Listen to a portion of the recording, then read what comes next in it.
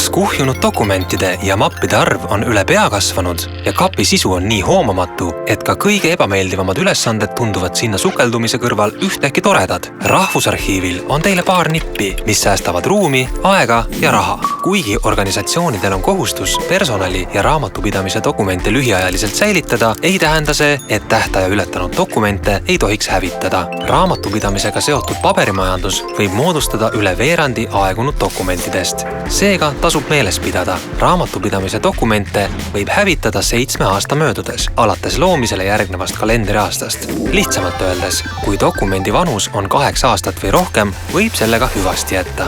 Paberivaba kontori huvides tee raamatupidamise algdokumentidest digitaalsed koopiad. Seejärel võid üleliigsest paberist vabaneda. Sorteeri raamatupidamise dokumendid aastate kaupa kaustadesse või karpidesse. Tee sama ka digitaalsete koopiatega. Kausta või karbi peale märgi, millise aastanumbri jaanuaris võib dokumentidest vabaneda. Ka personalidokumentide eluaeg on 8 aastat. Eranditeks on töölepingud, 10 aastat pärast lepingu lõppemist.